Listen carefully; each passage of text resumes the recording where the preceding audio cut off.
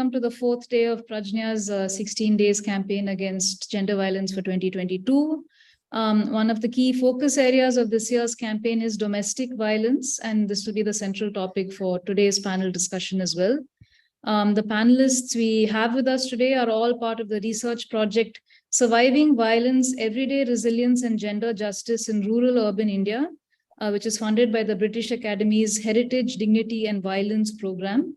The research partners for this project are Queen Mary University of London, Chaitanya, the Policy Consultancy, IIT Bombay, the Institute of Development Studies, Kolkata, Nari, Manch, and the University of Oxford. So just to give you a little bit of context for this project, while there are laws addressing domestic violence in India, many civil society organizations report that there's been little progress in reducing the gap between these provisions and actual access to support and services and justice for survivors of domestic violence. So this project seeks to understand how survivors actually experience the law, as well as explore the informal, non-legal strategies and networks they might rely on. So this project relies on data collected in 3 states, Maharashtra, West Bengal, and Tamil Nadu, and examines women's experiences across both rural and urban locations. Today, we're very happy to have project teams from all these 3 states with us. They'll be sharing their findings in presentations that will take around 20 minutes each. This will be followed by a discussion with the audience. I request everyone present here today to please keep your mics on mute while the speakers are presenting. You're welcome, of course, at any point to leave comments or questions in the chat box. And once we move on to the Q&A session, you can feel free to unmute and ask questions then. My name is S. Shakthi. I help run the research program at Prajnya, and I'll be moderating today's event. We're going to start now with the findings from Maharashtra, and I'd like to introduce the panelists representing that team, Preeti Karmarkar and Girija Godbole. Preeti Karmarkar has 22 years of experience in the social development field in the areas of grassroots mobilization, project development and management, monitoring and evaluation, policy, as well as investigative research and NGO management. She is an experienced gender trainer and provides consultation for gender integration and development programming. She also has experience in livelihood development through her work with the BAIF Development Research Foundation. She has been actively working on the issues of violence against women, including domestic violence and workplace sexual harassment, at the practical level in terms of support to survivors through the Crisis Intervention Center of Nari, Samata, Manch, as well as through advocacy on these issues. She currently serves as an external member of internal committees at various workplaces, as mandated by the Sexual Harassment of Women at Workplace Act 2013.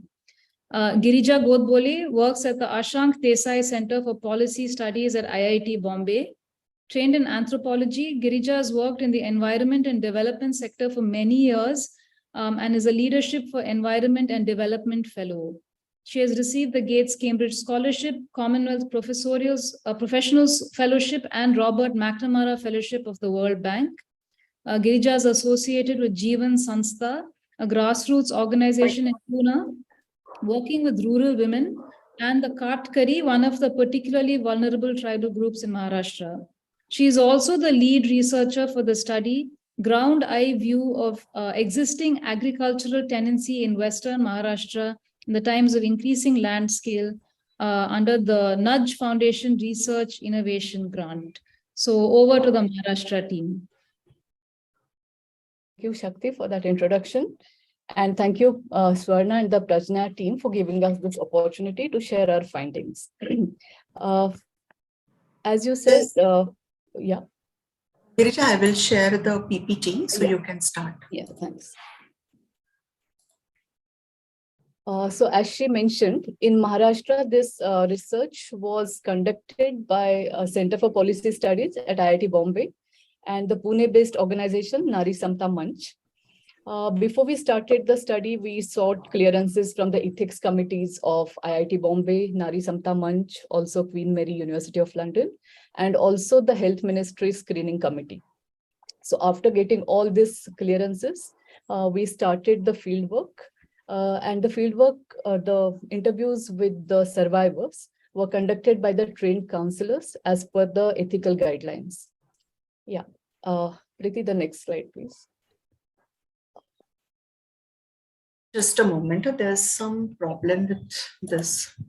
Just a moment, Girija. Sure. Yes. So today we are going to focus more on the help seeking of the domestic violence survivors. But before we get into that, I'll just give you just an overview of the respondents. So in total, we interviewed 150 respondents who belong to different categories. We interviewed total of 60 survivors, domestic violence survivors, in 3 different sites. We categorized them as urban, which included Pune, then semi-urban, which included Nasik and Aurangabad, and rural site, which included Chandrapur and Gadchiroli. Out of the 60 domestic violence survivors, we also had 2 trans people among our sample. And this is the breakup of various respondents interviewed during this study in Maharashtra. Next one, please.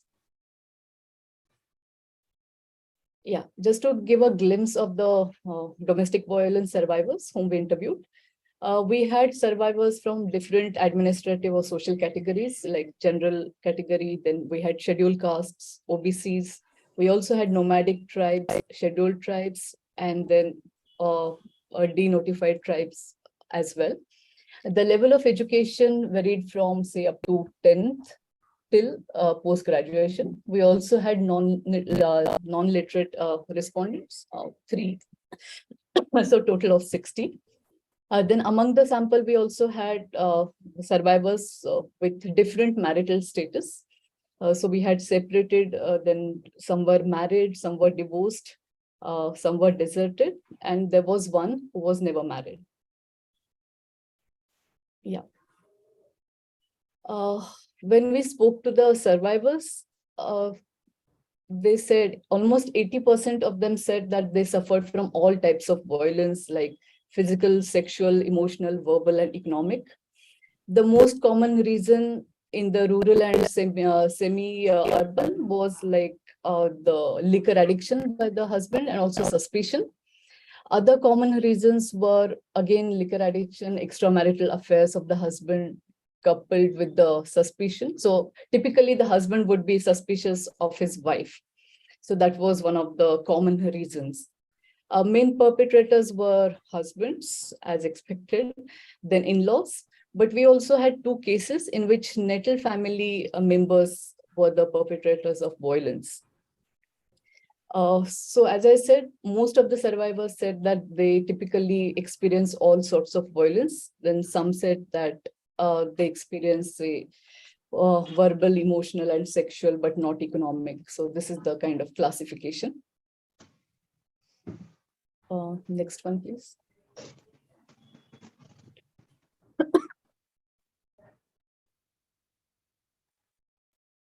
Yeah.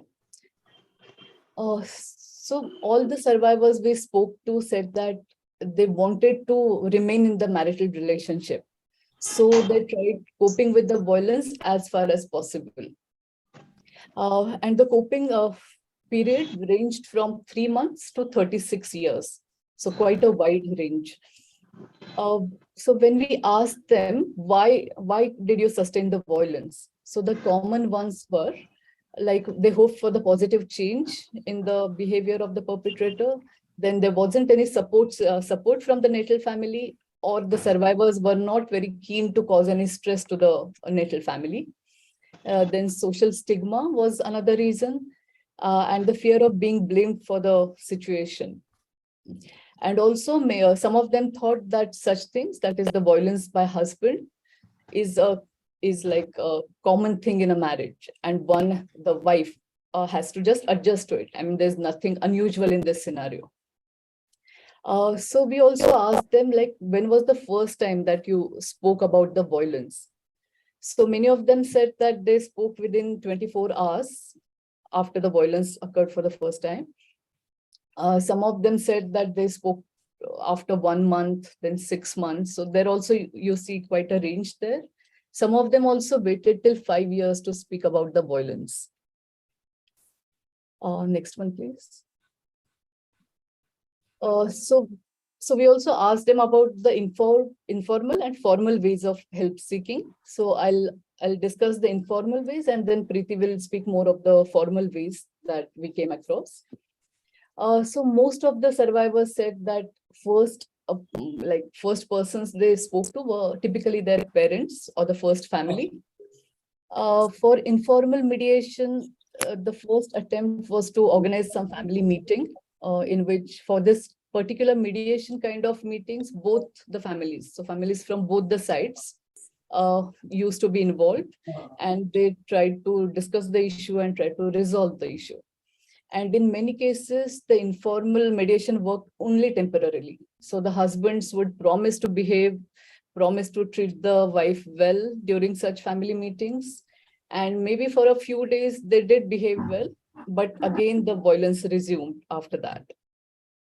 After this first family, the next call was like other family members, like uncles, aunts, in some cases, friends also. In couple of cases, we have survivors who said that they spoke to the husband's friends because they thought the husband would listen to them. But unfortunately, that didn't really work. Then in the rural sites where we have tribal groups, typically in Gadchiroli district, we also saw that 2 survivors, they approached the tribal councils in their villages. So in one case, the survivor consulted the tribal council in her village, but she wasn't very happy with the verdict. So she approached the court. And the tribal council, the village tribal council, wasn't very happy about the situation that she went out of the village. And they put a lot of pressure on her to withdraw the case. So she decided to go to the higher level of the tribal council, which is circle council. And there was one person, one member who was more like sensitive and sensible, and he took up her cause, and then he tried settling the case. And then she withdrew the case from the court, and she was satisfied with the verdict. In another case, it's same tribal area. She went to the tribal council because her boyfriend refused to marry her and she wanted to get married. So in the tribal council meeting, in a village tribal council meeting, he agreed to marry her, but he fled the next day. So the survivor thought that tribal council wasn't really of much help to her. Then we also had survivors talking about religious boards or religious committees whom they approached. Again, in the rural site, 3 of the Muslim survivors mentioned that they had contacted the masjid committee. So in case of one survivor, she said she approached the masjid committee, but they did not really help her. On the contrary, they informed her husband that she had approached them, and it made matters worse for her. In another case, the survivor approached the masjid committee, and they called the husband, and then they kind of gave him warning, and he sort of behaved well after that. So it did help in her case. The third case was quite interesting. Actually, the husband went to the special cell to complain against his wife. But during the consultation, the counselor realized what the situation was, and the counselor took the wife's side. So the husband was quite upset, and then he approached the madrasa committee in that area. But the survivor said that she never heard back from this committee. So we see that the first point of all the survivors, they want to go for some sort of informal way to resolve the situation. It's only when they realize that this situation is not working, this hasn't really helped, then only they go for the formal institutions. Perhaps now Preeti can speak about the formal institutions. Yes, Girija. Thank you so much. And I'm sorry, Just give me a second, that presentation is not moving.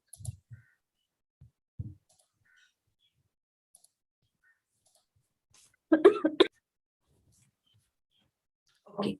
So now I will talk with reference to formal help seeking, what we observed. As Girija said, that in all the cases, survivors tried to resolve first informally, but when it did not work, they decided to engage with formal mechanisms. And what were the formal mechanisms? Like they approached police or NGOs, lawyer, protection officer, and in a few cases, they approached medical practitioners. But of course, only in 2 cases, DV was the primary reason to approach the medical practitioner. For all other cases, they were consulting a medical practitioner for one or the another reason. In 2 cases, there was violence. In one, I think in one incident, the survivor was severely beaten up, and the perpetrator left her semi-conscious. So the neighbors intervened and they rushed her to the hospital. That's how she went to the hospital care. And in second case, the survivor was married at an early age, before her legal age of marriage, and husband kept sexual relation with her immediately, and she got pregnant. Then she wanted her to abort that baby. And when she was admitted to the hospital for abortion, they didn't disclose her marital status, and he didn't show up at the hospital. So doctors assumed that she was raped, and they started asking the questions accordingly, and she was further traumatized after that. So medical practitioners, that was not DV was not the primary reason as such. The other mechanisms are police, lawyer, NGOs, and protection officers, and survivors have approached one or the more mechanisms as per their requirement. They approached these mechanisms when, as Girija said, informal mechanisms failed, and then on the advice of either their parents or siblings or friends or the trusted person, maybe a relative or the acquaintance. Then we also, inquired about general awareness of survivors regarding DV and their opinions. All of them opined that victims of domestic violence should seek help, and many of them regretted that they would have, approached the, for help rather than, sustaining it for the longer period of time. And we also asked them that what according to them is domestic violence. We gave them a few examples of the acts, whether it constitutes DV. So that is also one thing that is a positive thing, that their definition of domestic violence is very well consistent with the definition as given in PWDVA. That means they recognize non-physical forms of violence also, because many of them have gone through that also, like sexual, emotional, economic violence as well. So as I said, they have approached one or more of these mechanisms, and in most of the cases, their parents or their siblings, they are supportive to the survivors to take legal action.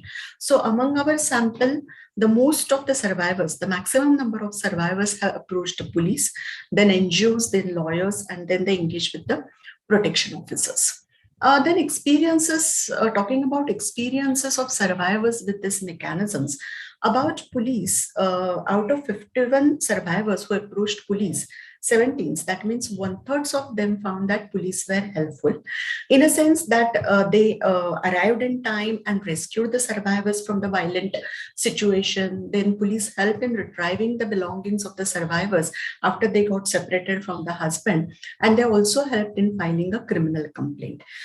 In one of the survivors informed that she had already approached police and police had recorded her NC, non-cognizable offense. But again, there was violence, and after that violent incident, she again approached police and they were taking NC. But she brought to their notice that NC she had already registered. Then a lady officer helped her to file case under 498. Then there are this mediation or counseling cells run by police. I mean, at least in Maharashtra, in every police commissionerate office, there is this mediation or counseling cell, which is called Bharosa cell, or there are special cell for women within the police department.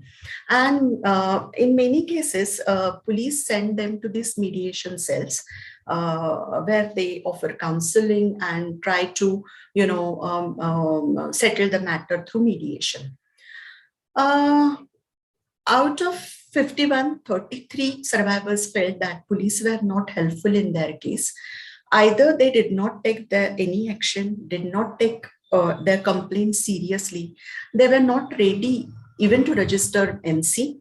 And some of the survivors also shared their experiences that police trivialize the violence or they blame the survivors. Like they would ask the survivor that what did she do so that the perpetrator is behaving this way, or things like that. Then the survivors also accuse them of believing the perpetrators and not the complainants. In one case, the survivor informed that her husband was alcoholic and he would come drunk every day and harass her. So once when he came, sorry, shall I continue? Okay. Everyone who's not presenting, please keep your mics on mute. Thank you. Thank you. So her husband was alcoholic and he would come drunk every day and harass her. Once she went to the police, but at the police station, he told that he was kidding and he was acting as if he was drunk. And she said that police believed him and let him go. So these are some of the experiences of survivors. Two of the survivors, especially those who have filed complaints under 498A, they even doubt that police were compromised and they tampered with proof in their criminal case, and as such the criminal case was not fruitful for them. After police, if you see, survivors have approached lawyers. Out of 60, 41 survivors have approached lawyers, and out of 41, 36 felt that lawyers were helpful in explaining them the legal provisions, helping them to file the cases. Two survivors reported that lawyers did not pay attention to their cases or did not attend the matter promptly. So it resulted into lapse. So they have to, they were forced to file the fresh application, causing the delay in the entire thing. One survivor reported sexual abuse at the hands of the lawyer. One interesting thing was, reported at semi-urban side, that survivors informed us that agents or middlemen or middle person, whatever, they operate in the court premises and they look for the potential clients and take them to the specific lawyer where they get their commission. Now, with the protection officers, awareness is less comparatively. In case of police, 100% survivors were aware that one can approach police if they, have any such experiences. But awareness of protection officers was, low in comparison to the police. We have in our sample 25 cases filed under PWDVA, that is Domestic Violence Act of 2005. And out of 25, 15 survivors had approached the POs, and they said that they got to know about the protection officer through NGOs mainly, or even in some cases, police, referred them to the PO. Especially, I would mention Special Sale, which is operating at the Chandrapur. I will explain a little bit in later. Then all of them feel that protection officers were helpful in explaining them legal provisions, maintaining the document, and helping them to file the case.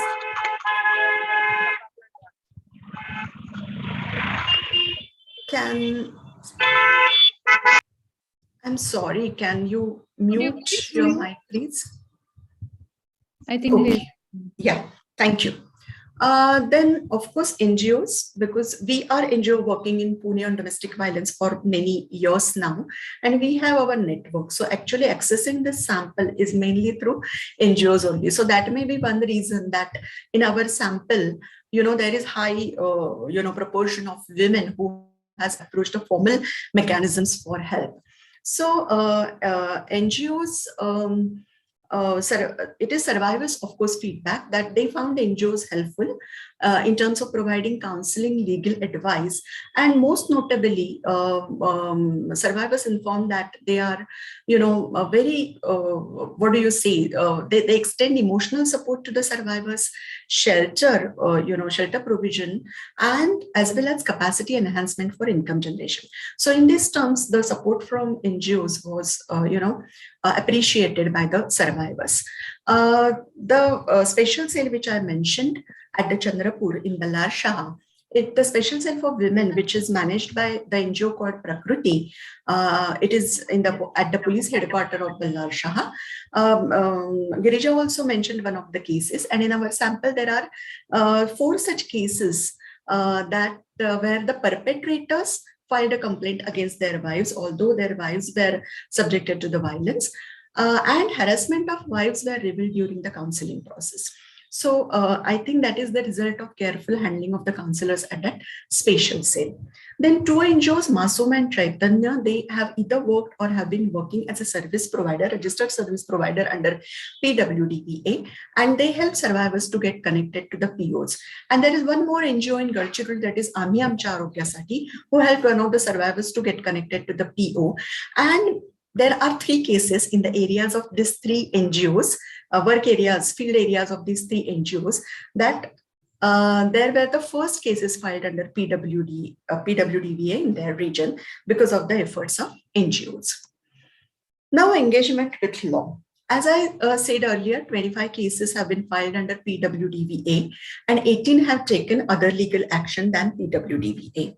At the time of data collection, 4 were in consultation with PO or lawyer, and 12 survivors have not taken any legal action, and 1 was not sure about the legal action.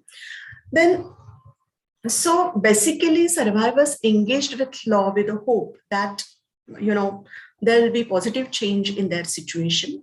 And in other, as I said, there are cases filed under PWDVA, under 498A, that is criminal case. And there are cases filed under CRPC 125 for maintenance, and of course the divorce applications. What is the status of application filed under PWDV? Preeti, sorry if you could just wrap up in a couple of minutes. Yes, yes, just 1 more or 2 more slides. Thank you. Because the focus of the law was, you know, understanding this also, focusing on PWDVA. Out of 25, 19 cases are pending. In 6 cases, orders for maintenance have been passed, but all the survivors informed that they are struggling to get regular payments as the husbands are not paying them regularly. And not in a single case timeline was adhered to. Even interim reliefs was not done immediately. So in that is the PWDVA.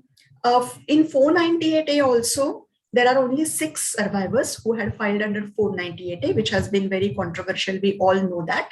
But only 1 survivor feels that it was, you know, useful in some way to pressurize her husband, because she had maintenance order under PWDVA, but he was not paying her. Then she filed 498A, and now he's regularly paying her. In all other cases, they said that 498A, they didn't see any result. And all of the survivors who have filed cases reported court delays. For many, nothing moved for 2 years due to COVID lockdowns. And even if 6 of them got the relief orders, that is maintenance orders, there is a long way to go because they are still struggling to get regular payments. So there are a few suggestions that had come from the study for the speedy redressal, that, you know, court delays should be avoided and there should be strict adherence to the timeline. That is what required is. At least interim relief should be granted immediately. And, you know, in case of maintenance orders or applications for maintenance, there is this Supreme Court ruling that income affidavit should be filed. You know, that is time consuming process. So at least interim relief should be granted immediately. Then if the survivor is not getting maintenance even after getting the order for the same, then she has to file application for recovery. And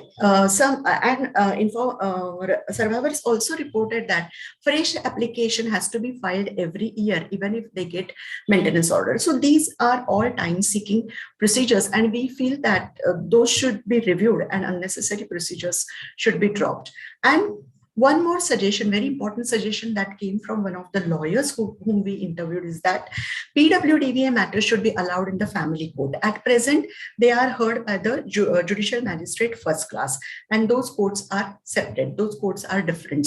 And many a times, you know, some family matter is going on in the family court, and PWDA matters are like add-on matters. So if they are allowed in the family court, that would be really helpful for the women. So that's what we largely, you know, observed from our study through a informal and formal help-seeking behavior of the women survivors. Thank you. Thanks very much, Preeti and Girija, for that overview of the results from Maharashtra. We'll move on now to the findings from Tamil Nadu, which will be presented by Dr. Swarna Rajagopalan, who I'd like to introduce. Swarna Rajagopalan trained as a political scientist at the University of Illinois at Urbana-Champaign. She is a founder and managing trustee of the Prajnya Trust and is also a visiting professor at Kriya University. Her work, spanning scholarship, consulting, activism, writing, and teaching, has covered the spectrum of human security issues, from gender-based violence to disaster recovery, to displacement to militarization. She most recently co-edited Openings for Peace, UNSCR 1325, Women and Security in India, which was published by SAGE, and Women in Disasters in South Asia, Survival, Security and Development, published by Routledge in 2016. Over to you. Thank you. The title of my presentation comes from a comment that a community member in the semi-urban site made to us when she said, describing the status of women in her community. She said, women are stuck in a circle. And it seems to capture what most survivors, at least in Tamil Nadu, said to us in the course of the research that was carried out between 2021 and 2022 across the state. And here are a few examples. A woman who says, nobody should be a fool like me. Several people will advise me, but only the person who is stuck in the house knows what happens. And then another woman told us that her mother said, I'm here, but I have another daughter. I'm going back, So she said, it's my life and I have to stay with him. And then the third quotation is by someone who was commenting on the efficacy of the law as a mode of preventing domestic violence. Is you can't change attitudes just with the law. So what is the story that I'm going to tell you? And I want to tell you that writing this slide was really hard because it took me a long time to figure it out. But I think that what emerges from the stories that we heard, primarily from survivors, but also from community members and service providers in the state, formal and informal, is really that women are stuck. They're hemmed in by patriarchy, by socioeconomic inequities, and escape hatches and drawbridges and support services that they don't know about, that they cannot access, and that sometimes simply don't work. But still, the fact that 61 of them sat through the interview and told us their stories makes this also a story of resilience. And sometimes I suspect it was harder for us to hear or read those stories than we expected. I won't say it's harder than to live with them, obviously, but they were heartrending, but still they spoke. So I want to set context very quickly and then tell you about the experiences of help seeking and close by talking about the things that undermine resilience. So what is the context of domestic violence prevalence in Tamil Nadu? We do, wearing my Prajnya hat, I often have to speak to journalists who say, well, but Chennai is safer than Delhi, or Tamil Nadu is better than Bihar, or whatever, pick and choose. And the question is, where is it safer? There are socioeconomic indicators on which the state does really well. And then there is the question of the incidence of violence within homes. And if you look just at the last years, I know these tables sort of make your eyes glaze over, they make mine too. But if you look, 875 people complained under this. The first category in NCRB is 498A. 875 complaints in 2021. And if you say, well, that was the pandemic year, 689 in the previous year, 781 in 2019, 789 in the year before that, 984 in 2017. Dowry deaths, and this is something that has been banned for longer than I have lived. Dowry deaths, 27 in the year, 40 before that, 55 few years ago.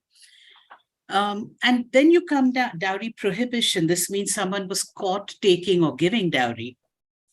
And finally, we have only one case under PWDVA, which doesn't mean that there was only one domestic violence case, obviously, but that somehow using this law, invoking this law hasn't quite caught on. So we identified our survivors through support providers. So we have a higher rate of help seeking than the national average. But if you take a quick look at these are NFHS numbers. In NFHS 4, 45%, and I'm not talking about NFHS 5, which is the newest one, because again, you can say pandemic. But before the pandemic, 45% of Tamil Nadu women surveyed said they had experienced violence. Okay. In the last survey, almost 80% agreed with at least one reason as a justification for being assaulted or beaten. And 81% said they had never sought help. This is astounding, okay?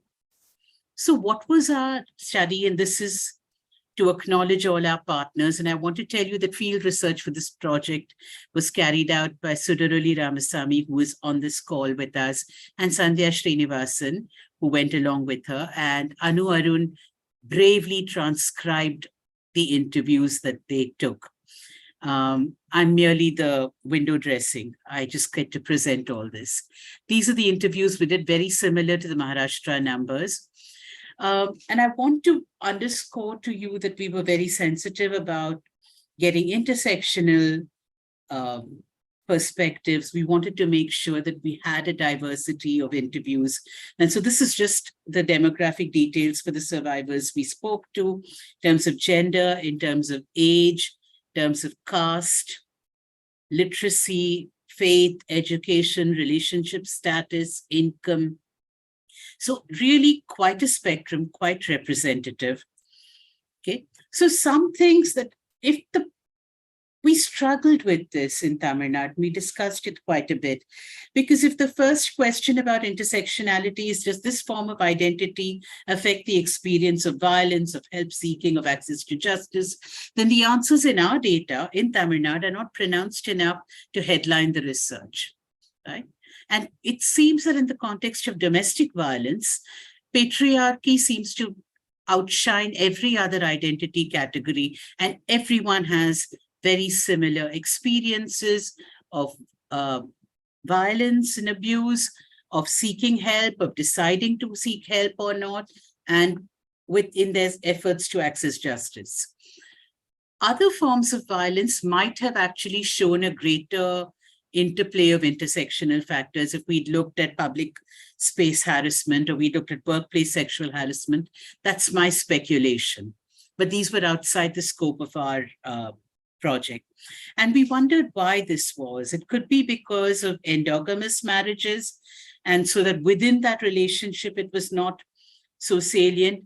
But even where there were intercaste marriages, that did not seem in the narratives that were shared with us to be the most important factor that people experienced.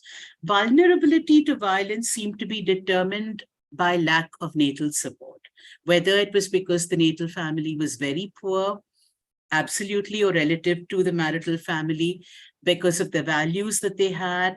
They were very conservative. They would say, you know, once you're married and you've taken the dowry, you're gone now. Or elopement, so that the woman didn't want to hear, we told you not to marry this man. Or because she was married so young, she didn't know what to expect. Or having no parents, having been raised by somebody else and then married to someone.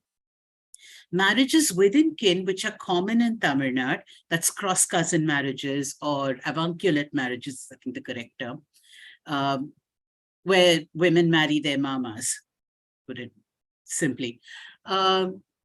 These added a layer of complication, because then both sides were completely caught up. All past conflicts and rivalries came into play, and the woman had support from nowhere. Patriarchal judgments, lack of awareness of rights and services, logistical challenges beleaguered survivors regardless of which group they belonged to, which section they belonged to.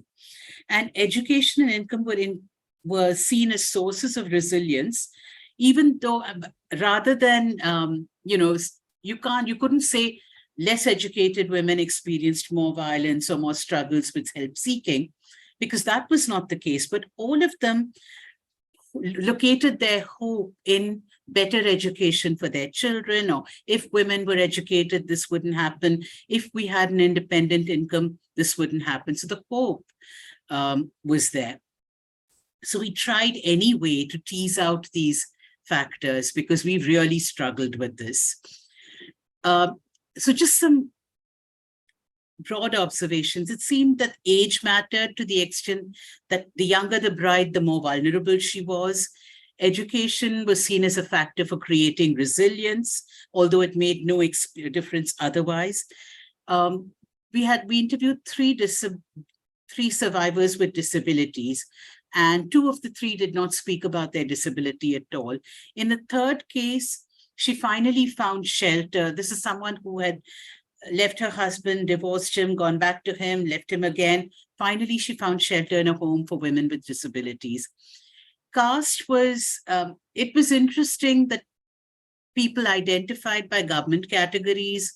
So beyond our asking them, and then some were reluctant to identify, it was not something we were able to press further on.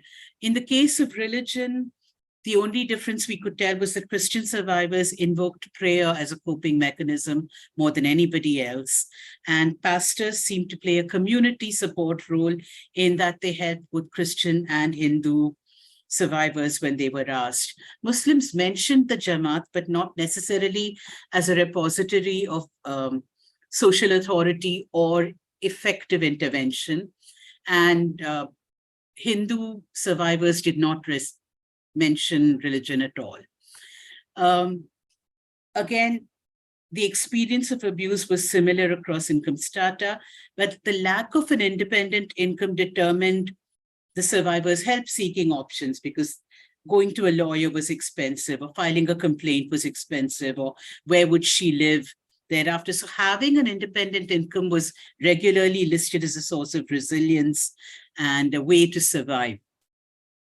There wasn't that much difference between the 3 locations, although, and I think that this would just be in this moment, the rural survivors seem to experience a modicum of better coordination between services than those in the urban. So just quickly show you some ways in which people differed across the board. All that 3 categories, survivors, community members, service providers, they had a similar understanding of domestic violence along the lines of the PWDVA, even if they couldn't invoke the law or tell us about the law. They knew that it was all of these different forms of abuse that constituted domestic violence.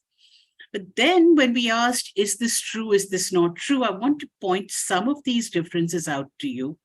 On the question of whether DV was a criminal act, survivors thought so, community members thought so, but disturbingly, only 61% of the service providers thought so.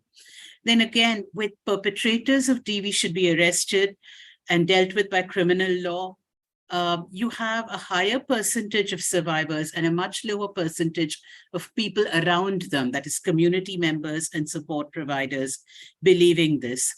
Then another very striking thing was that people didn't seem to think that a drunk abuser deserved anything more than a slight tap on the hand and a night in the jail cell.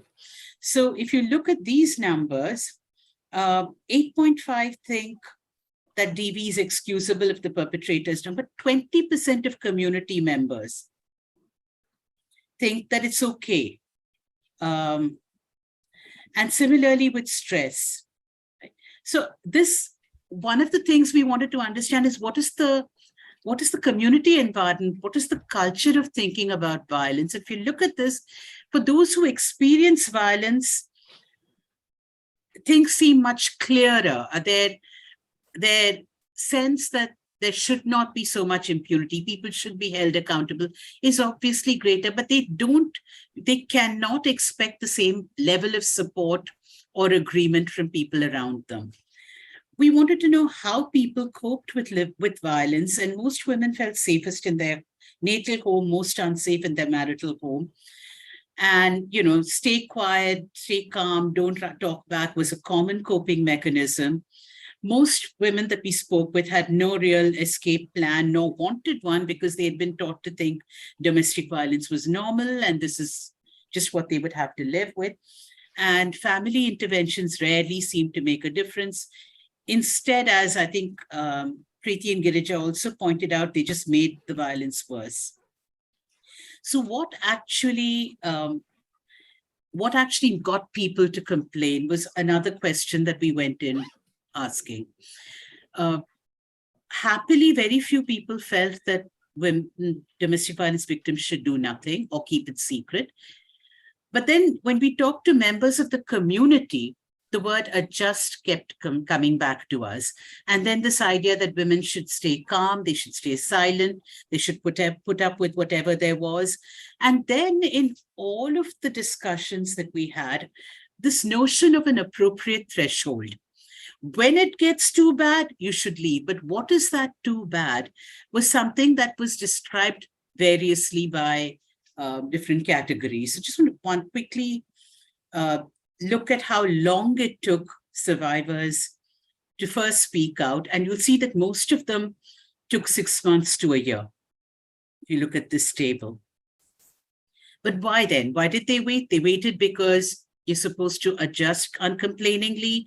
They didn't want to be taunted for eloping with someone their family didn't approve of. And for child brides, before they were ready to get married, it took a long time for them to recognize what was happening as abuse. Consideration for natal families and an unwillingness to burden them. And also this idea of a threshold. I really want to take a second to talk about it. And finally, somebody else sort of broke the news. So what is this threshold? For people in the community, the idea is that women will only reach out if it's unmanageable, in unbearable situations, when they are depressed, alone, without financial support, when their self-respect is threatened, when the sexual or physical abuse is unbearable. And they think about their safety and their child's safety, and they can't take any more of the physical abuse. But for survivors, often it was the discovery of an extramarital relationship, an escalation of violence from the verbal to the physical. Verbal seemed to be something that they were willing to put up with for a while. Escalation of violence to especially brutal levels like head injuries, escalating financial demands. So it can't be hidden anymore, and everybody finds out, and so you may as well talk about it to somebody. So how, once they have decided to look for help, what was it that women did? And this is what is available in Tamil Nadu. This is a mapping of the different kinds of official help, at least, that is available, and NGOs. This is from an early mapping exercise with which we started this research project, and everything keeps changing on this table. So it's a snapshot. So only about half of the survivors were aware of domestic violence laws, and they heard mainly through media or school. But most of them, many of them had approached the police at some point, and the police seemed to be the most accessible, if not the most effective or sensitive help provider. They're everywhere. You can find them, you can reach them, they're there. And more than half who sought help were advised to reconcile with abusive partners. So what was the journey? First, families, but families were not uniformly supportive. And then the most accessible were the police, and they were effective for retrieving belongings or for restoring children to mothers. They were inclined to advise adjustment and reconciliation. Where will you go, Ma? Stay with him. He will look after your children. And they were reluctant to act against drunk abusers. Also, they were amenable to outside influence. So if the marital family had local influentials, then the police would go along with them. Neighbors played a part. Where NGOs had done outreach work, survivors knew about them, but for the most part, they really didn't. Lawyers were contacted primarily for divorce or maintenance. Health care providers did not really figure. And knowledge of government services was not standard across districts. Many people in the rural district knew about the protection office, and by many or more, I mean 5, 6. And more in the semi-urban had used or heard of helplines. But that's really the main difference. So what is the obstacle course here? internal hurdles, lack of confidence, lack of awareness, lack of resources. Family concerns, hesitation to burden a family. My father is sick. My mother has to support 3 sisters. There are 3 sisters to be married. Their marriages will be affected. Uncertainty about the level of family support they would get, and the isolation enforced by marital families that made it hard for them to reach out. The culture, the patriarchal culture in which women were growing up and their families, shame and stigma for experiencing violence and for talking about it. So bad enough somebody is beating you within the marriage, you must have done something wrong. But also you are actually talking about this. Have you no shame? You are bringing shame upon your family. Then practical concerns, which were very important, particularly for women with children. Who will support my family? How will I raise my children? How will I pay for court procedures? From where can I bring these resources? And institutional factors, slow, complicated procedures, insensitive officers or agents at various posts, lack of coordination.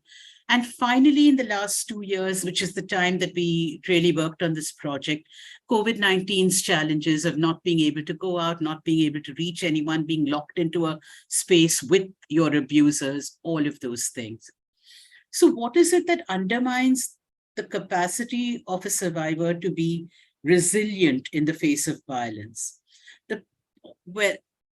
The thing that is hard to escape, and I know that on this project I have been reciting it like a mantra, is really patriarchal preferences and patriarchal ideas about marriage. What is a good marriage? Who is a good man? Who is a good woman?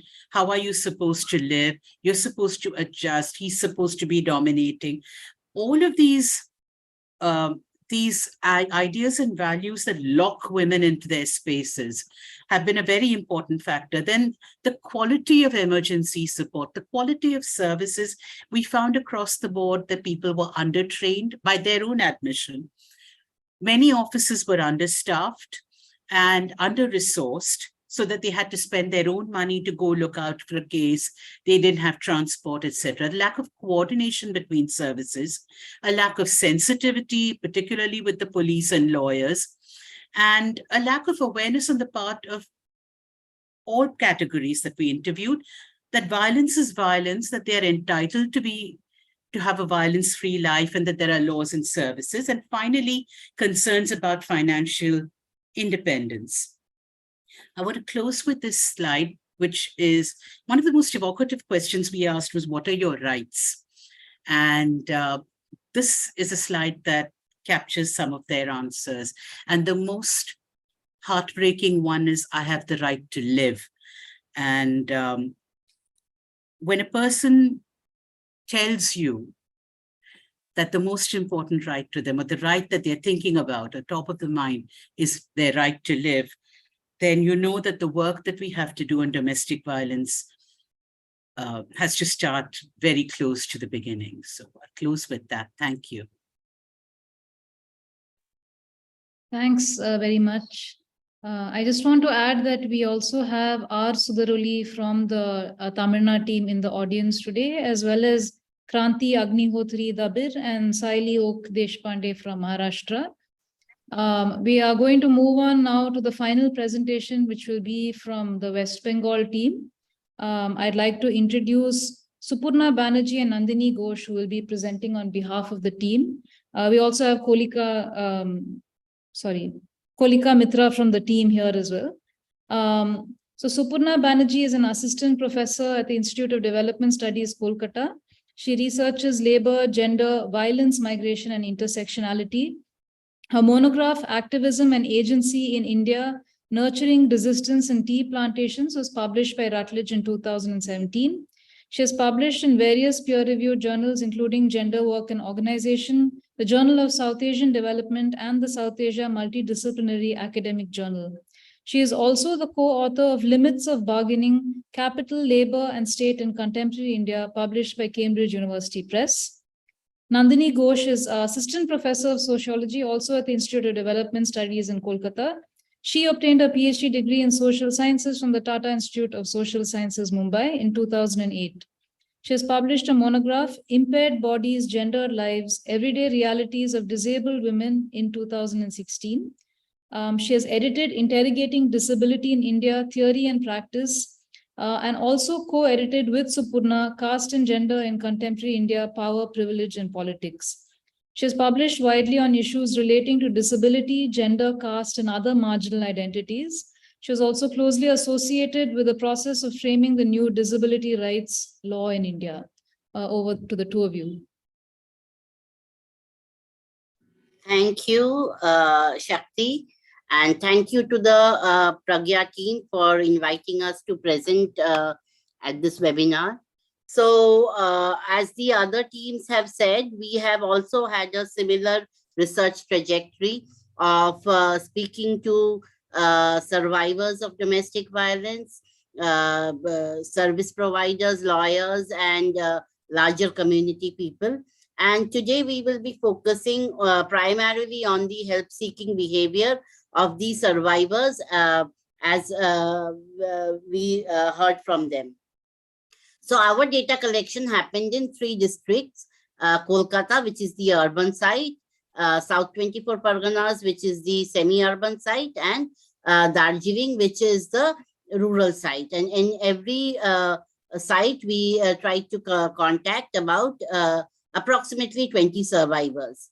Looking at the age range that we have spoken to, the women we have spoken to, I think it is from 21 years to 65 years. So that is the age range. As Swarna pointed out, we have not found any significant caste differences that have come up. But what we really find is that echoing both the other teams is the fact that there is never only a single form of violence happening. What happens is always multiple kinds of violence. The verbal and the physical are often taken for granted. And it is only when there is a certain stimulating factor that happens that women start seeking help. They start complaining to other to people. Now, one thing that I think is slightly different from what Swarna reported at in Tamil Nadu is the question of natal family support. And that is what I think Supurna will be talking about in a little bit when she talks about how natal families have emerged, how girls sought help from natal families and they could get help from them in different ways. Just a minute, I'll put my slide on. Okay.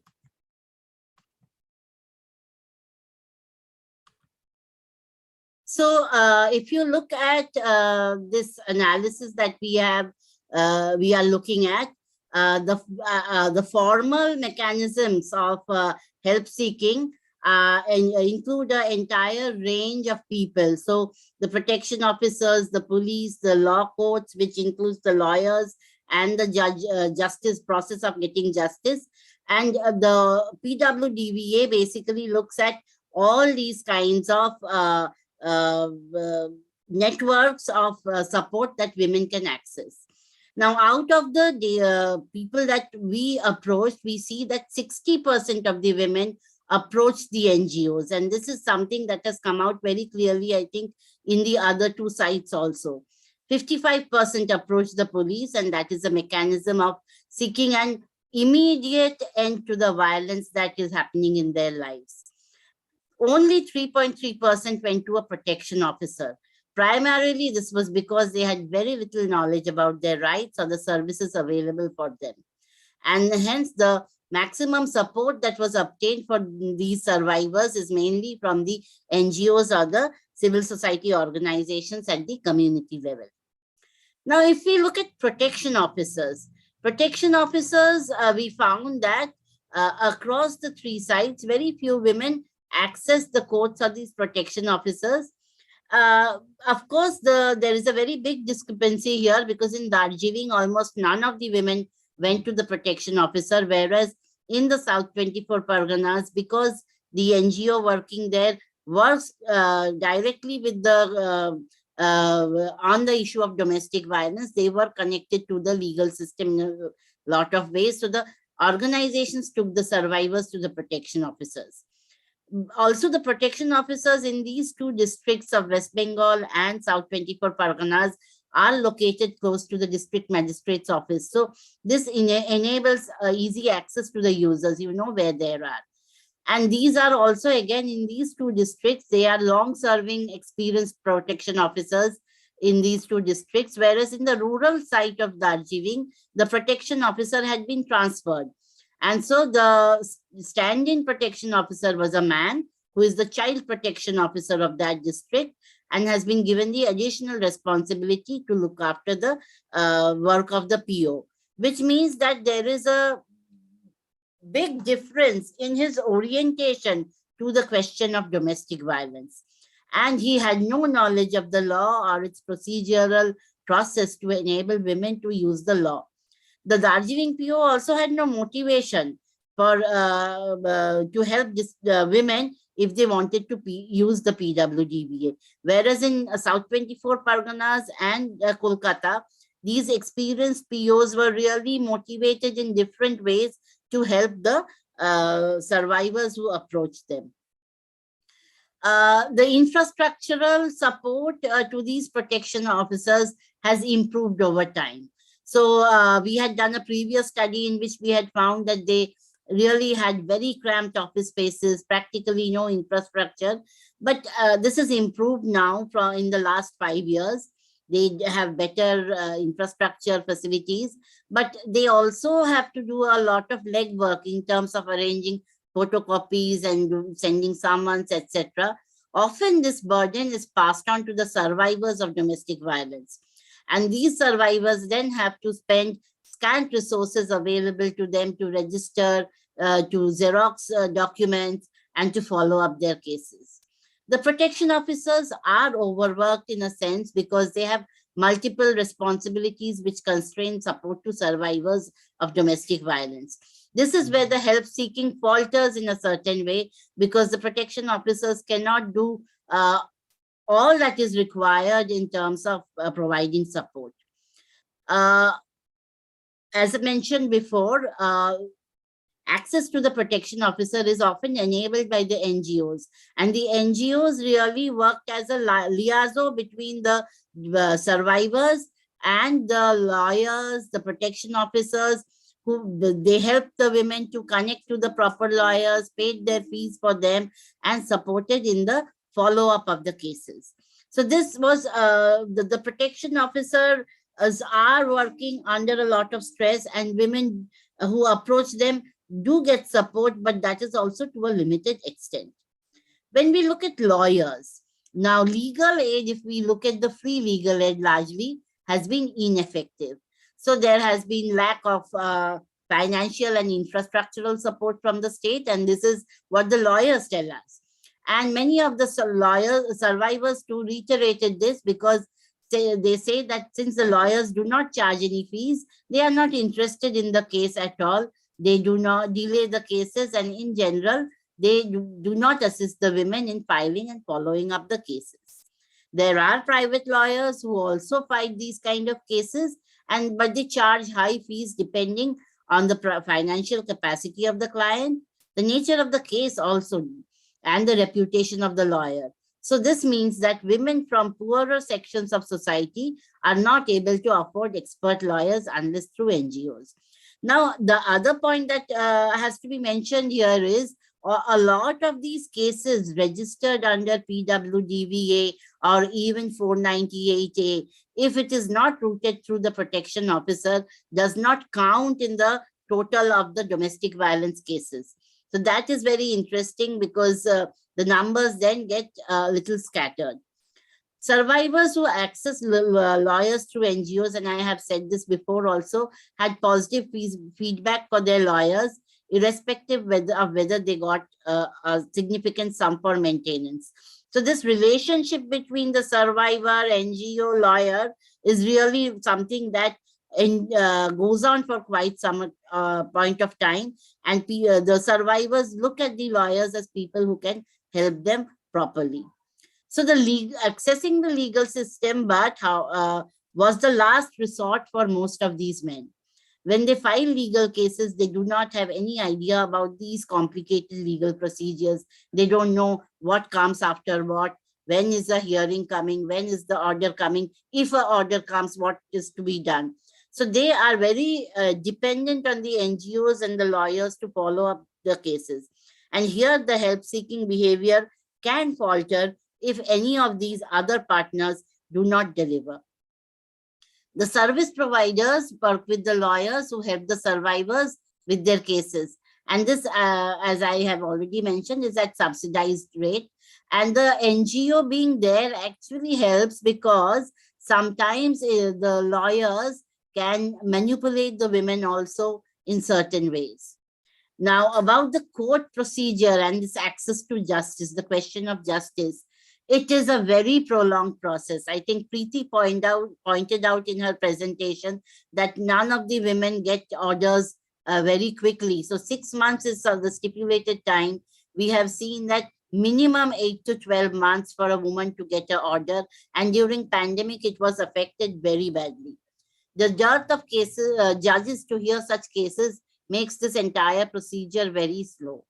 This means that women actually have to live in a very precarious condition under financial difficulties and often without their own residence. And here in Bengal, that what we have seen, at least in the Kolkata and South 24 Parganas, with the natal family is the one that comes in the aid of the woman, unless it is the natal family that is the perpetrator of violence. Now, the other issue that women have talked about clearly is the non-compliance with orders passed. And this is very, very high. The maintenance and residence orders remained on paper. Women continued to struggle. And there were women who told us stories, that the husband says that I will go to jail for non-compliance for 1 month rather than pay you the maintenance. So this is in a way, punishing the woman for daring to file a complaint and getting a maintenance order. In Darjeeling, the access to the legal process was minimal. We did not find any woman who had been to the courts to access justice. This is because primarily of the hilly terrain, the remoteness of the villages, but also because of lack of legal awareness, the patriarchal social norms, social stigma, and the primary reason being that many of the women here were migrants from Nepal. So this entire citizenship and which law applies and whether they can fall under the purview of the Indian law is something that holds them back from going to seek help. So the legal system is not conducive in Darjeeling for these survivors because they had to produce documents which they did not have.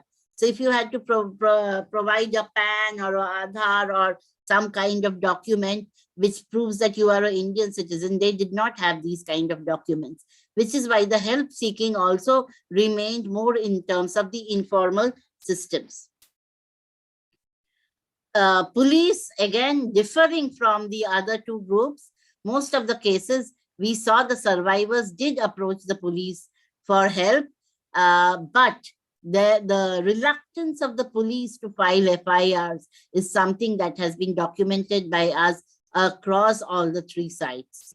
The protection officers, complainants mentioned that the police harass the women. They ask for bribes before providing any help. They delay in implementing orders. And there was this woman who clearly told us that the police is taking for bribe from my in-laws and they are threatening me for daring to file a complaint.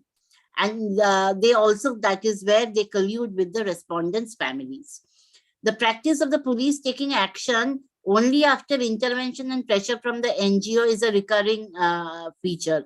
And this we found across the three sites where we collected data from, that when the NGO people or the social workers working with the NGO called the police, then the complaint would be filed readily.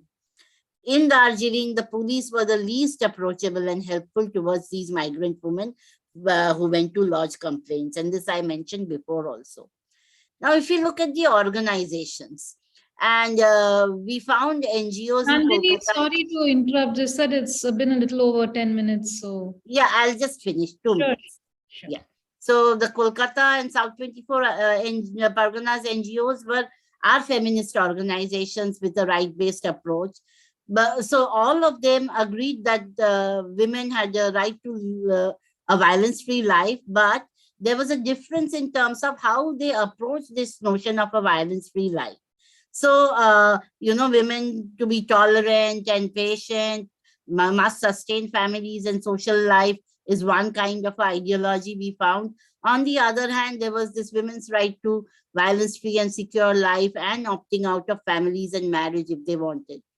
So the NGOs, as I mentioned, connect these women. The one thing that I must mention here in terms of help seeking is this one group of women many of whom are survivors of domestic violence themselves, who have formed a collective through one of the NGOs, and they provide a lot of support to other survivors of domestic violence across the district. So they call themselves Alor Disha, and they have been working for a long period of time. The two other things that I would like to quickly mention is that in Darjeeling, as we saw, NGOs had very limited understanding about domestic violence, and maintenance was the most common thing. And finally, the organizations that we got in touch with who work with marginalized women, that is disabled women, people on the LGBTQ spectrum, etc., were more eager to define domestic violence, to recognize intangible kinds of violence and not just the physical or the verbal kinds of violence. And they talked about the agency and autonomy of the survivors in deciding the course of action that they want to take. So what we really found is the formal agencies, though there, are not very effective. And women turn to informal ways of seeking help. And Supurna, my colleague, will continue this in her presentation. Right. Thank you. I'm just going to quickly share my screen.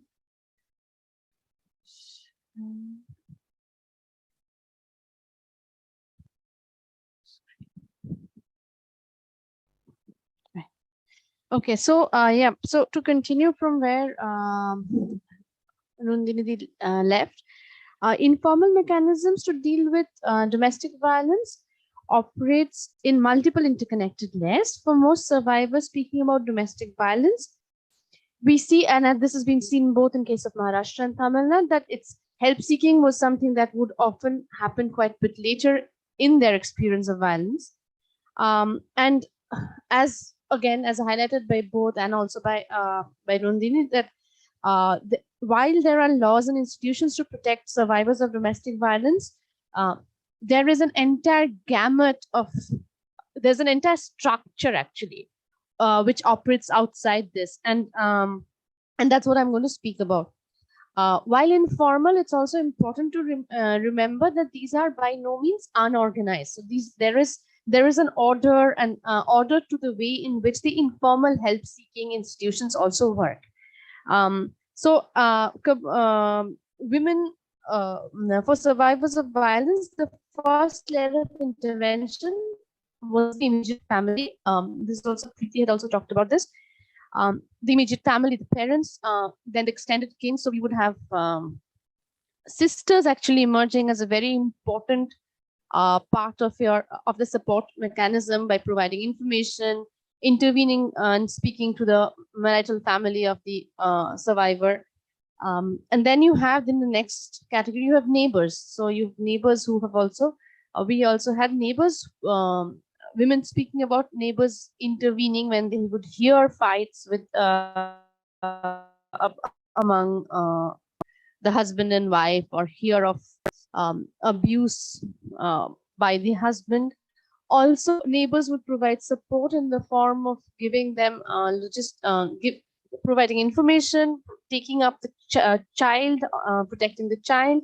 So there were multiple ways in which we saw that the community in itself, so the family and the larger network of the neighborhood, and more in the semi-urban area, the neighborhood support was more emergent in the semi-urban area. These were the initial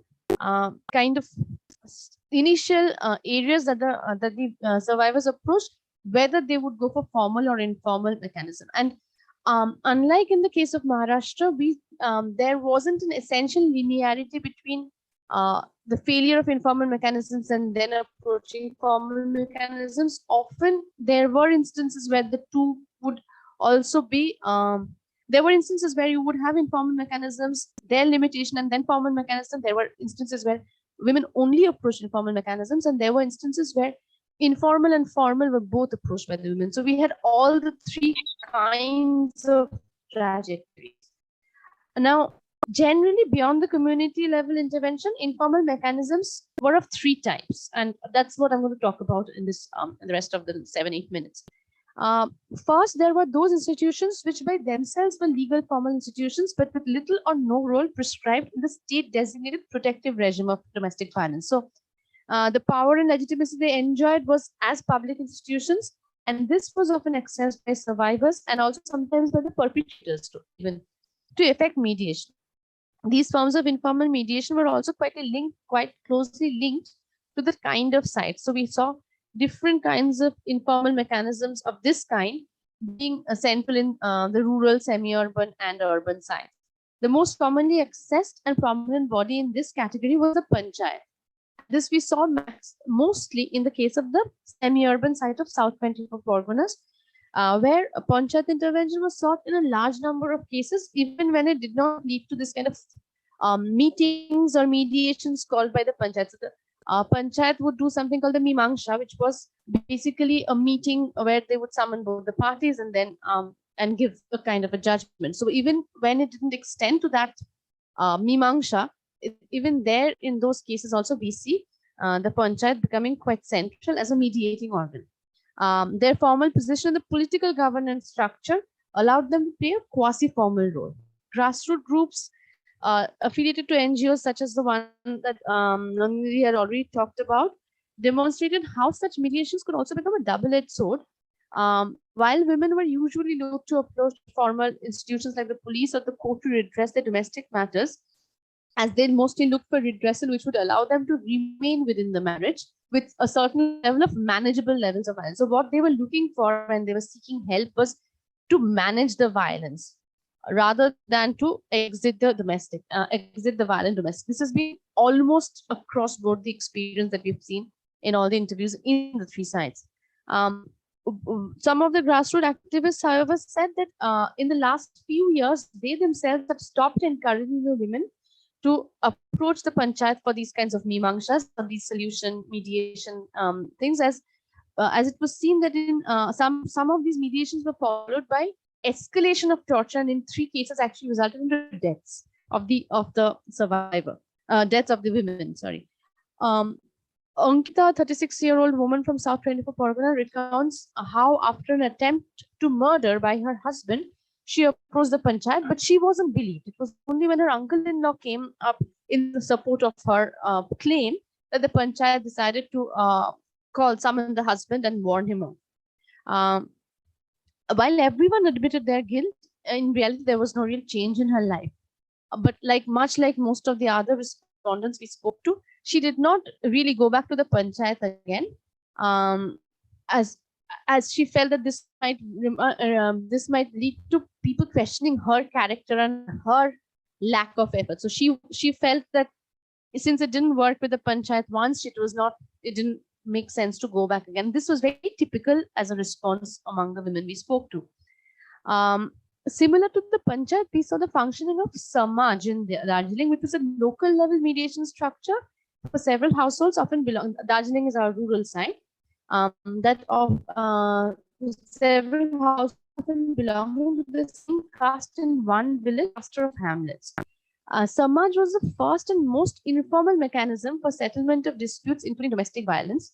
What the Samaj would do was very similar. After receiving a complaint, would organize a meeting of both the families to settle the dispute, give instruction to the husband to stop violence, or ask him to give maintenance to the wife if he was unwilling to live with her. So, Shobita Gurung of Darjeeling recounted how her husband's remarriage, after her husband's remarriage, she formally complained to the Samaj, and the Samaj, after reminding him of his duties to his first family, initiated a settlement whereby she was allowed to live in the house, in her husband's house. So she was given the first floor of the husband's house. However, in both these cases, in case of panchayats and in case of Samaj, we see that these settlements are only effective for a very brief period of time. Or a size, like they are not permanent solutions, because after a while the violence comes back again, or the husband abandons the family or stops paying the settlement. So there is a very limited period for which these solutions seem to work. And in both cases, we saw that it's when these feminist NGO grassroots organizations were at the heels of these panchayats and Samaj, that is when these solutions would be more effective. So they did kind of a gatekeeping work in making sure that the solutions initiated, the informal solutions initiated, would be time and again pushed forward by these by the panchayat or the Samaj. Sorry. And the other, and this was in the urban side, we see that the local MLA is also, or the councillors are also approached by the women to intervene on their behalf. These in recent times in Calcutta, in Kolkata, in West Bengal, these are powerful people, and these usually men. The women the survivors almost always approached MLAs who were men, getting them to push the police to do their work. So that seemed to be kind of the understanding that these powerful men can make the police listen to these women. This is the first mode of informal mechanism. The second mode that we saw was non-legal institutions. So these have no law enforcing role on questions not just of domestic violence, but even otherwise. The local clubs emerge as one such body whose intervention was often sought by women, most commonly in the urban sites. In the present period, in West Bengal, at least bolstered by political clout, local clubs are extremely powerful. They're powerful mediating bodies. But unlike the panchayat or the Samaj, we see their roles are a bit more ambiguous. So as they are non-formal bodies, their method of intervention did not involve this formalized setting of mediation, but rather direct interaction with the perpetrator after being approached by the survivor. The number of women who sought such intervention was, however, quite low in our sample, among the women we spoke to. In Darjeeling, which is our rural side, the church and its network of charity organizations and NGOs also emerged as an important mechanism of mediation and support. The organizations supported the women with food, medicines, taking her to the doctor if needed, providing for creche for children, skills training, and providing some livelihood options. On receiving complaints from survivors, they would call husbands to mediate, to negotiate, and also to check the veracity of the women's claims. So that was also one of the things that they would do. They would also check what the women were saying. Now, the church was very prominent then in the narrative of the women, not just as an element of their coping strategy, but an institutional support in a context of social and official support for all severely lacking. And we've already mentioned that this is because a large part of these women were migrant women whose natal family was actually Nepal. So they had very limited community support. And the church really emerged as something in their narrative as a very important mode of support. The third informal mechanism was when formal institutions who were assigned with specific duties in relation to domestic violence intervention undertook informal mediation. The police, as we've already talked about, but the police also engage in informal dispute settlement. The women do not often want to file cases against their husbands, fearing further violence, but also more centrally because they want to keep their marriages. Not always because of norms, often because of their economic dependence, but for multiple reasons they didn't want to break out of their marriages. So they were always reluctant to file formal cases. And so, as was evident in the interviews with survivors and the police, they often use their authority, often on the women's request, but also on their own volition, to effect an informal mediation by calling both the parties and disciplining them. The police chastise the husband or try to convince both parties to live amicably. So this is one side of the story. But also, as we've already seen, that as already been said, that they are they are extremely reluctant to file formal cases, and these are the points at which they would subject the women to moral sermonizing around tolerance, etc. At the best case, but also would be, or they could just, tell off these women and ask them to leave. But the police, but the informal intervention by police was fairly typical and often preferred as a first step before any formal complaint was lodged.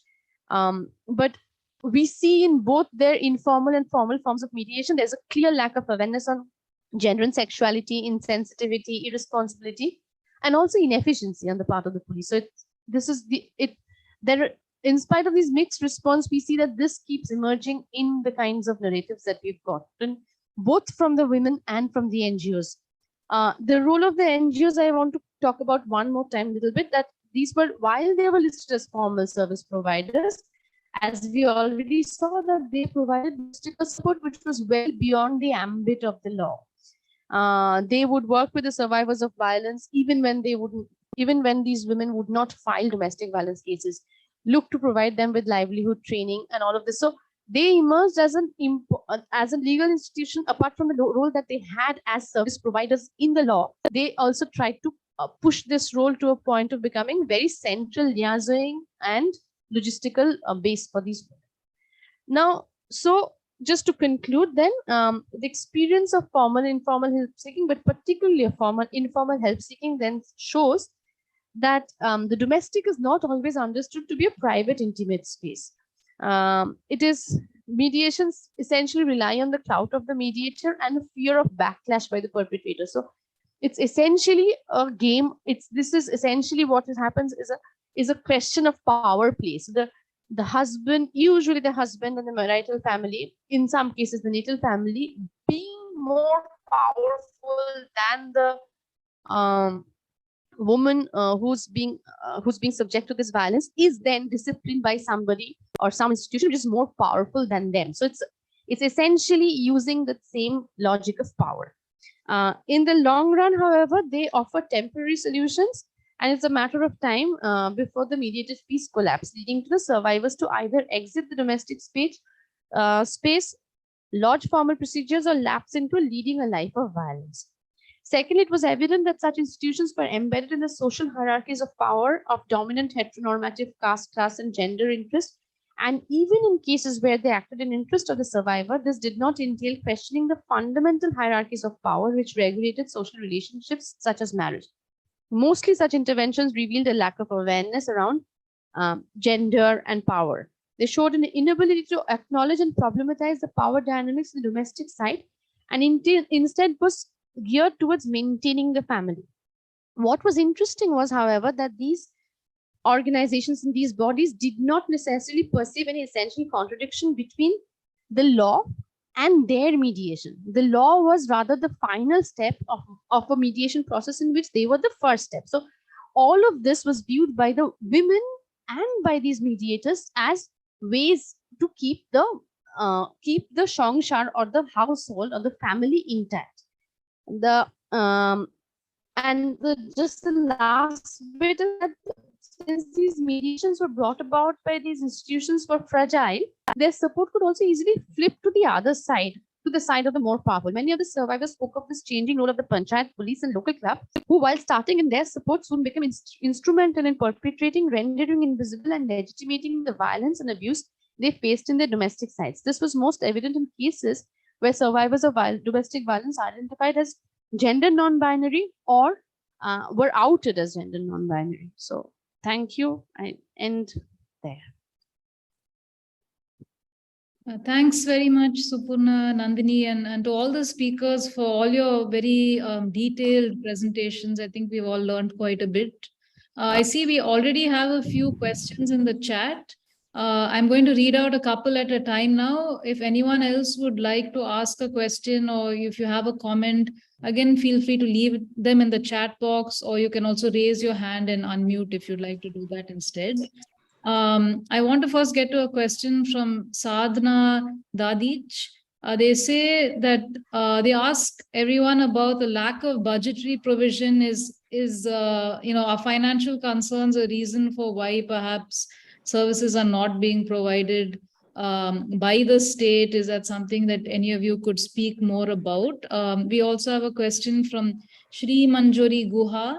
Is there any difference in seeking formal help for women with children and women without children? So if any of you would like to answer either or both of these questions, please go ahead.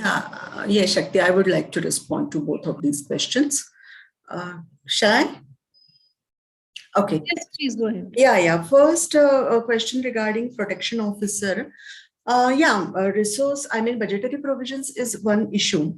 But Maharashtra, especially in pre-COVID times, protection officers used to be worked a lot, and there was a lot of provision. In fact, Maharashtra was the state which had highest appointments under PWDVA. There were 2 persons used to be, as assistants to the protection officers, but that is gone during the COVID times. And now there is 1 PO only. They are poorly resourced. They don't have proper office space to sit, and they are often overburdened with other tasks from their department time and again. Any campaign comes, anything, awareness or, publicity about any scheme. So whatever, tasks, they are always overburdened with that. So that is one. But, and one more thing is that, especially that was observed in the rural areas of Gadchiroli, that, in Maharashtra, there is, of course, district level, there are POs, and there are appointments of POs at block level also. But many times, 1 PO works for 2 blocks. So many times, there is a problem with that. And from the remote places, reaching to the block place is also a constraint for women. So those things were observed. And regarding second question, that is there a difference in seeking formal help for women with children and women without children? Yes, we have come across, survivor stories that there were 2 women, they stepped out from their marital relationship within 3 months. And, when they realized that it is not going to change, and because it was just 3 months of their marriage, and fortunately their native families were supportive to them, they could step out from the marital relationship.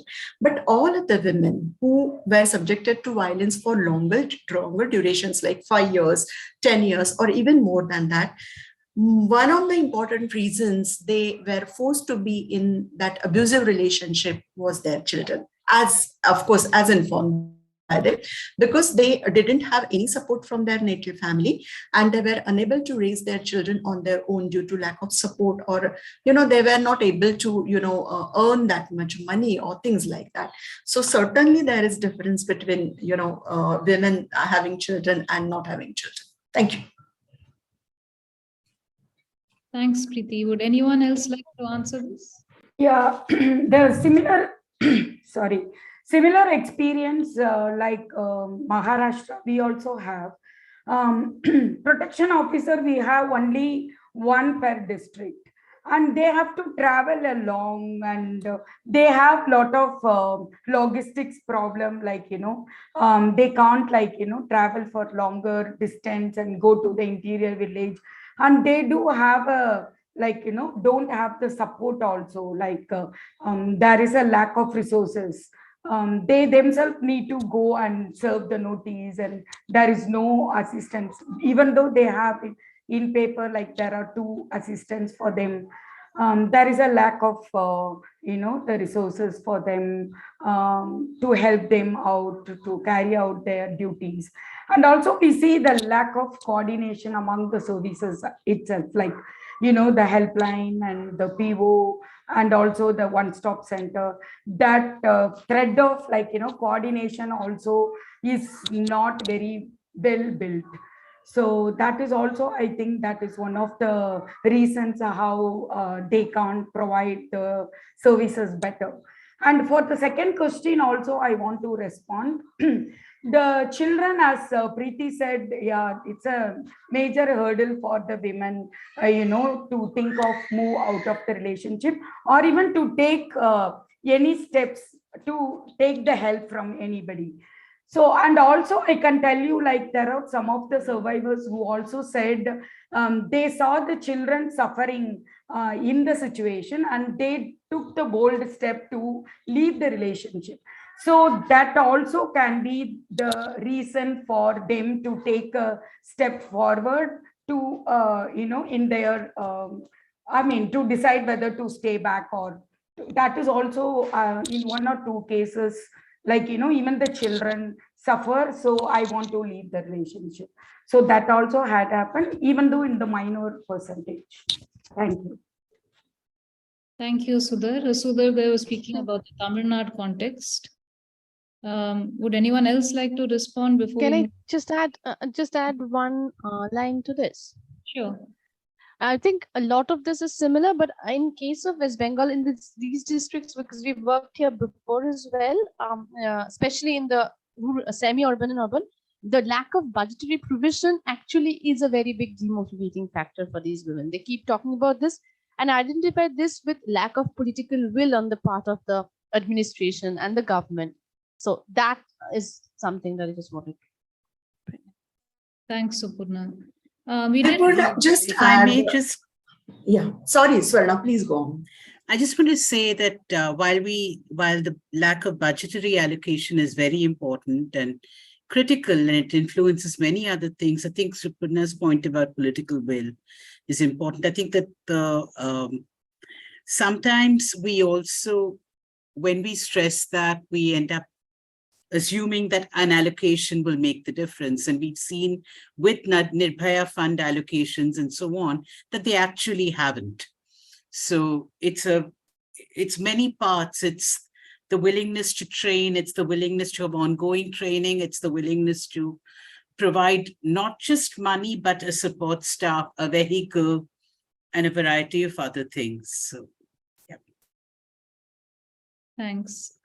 We did have a comment about whether this report or the findings will be available to read, and they will be shortly. I posted the link to the project website as well, so I'm sure if you follow that, you will be able to get updates.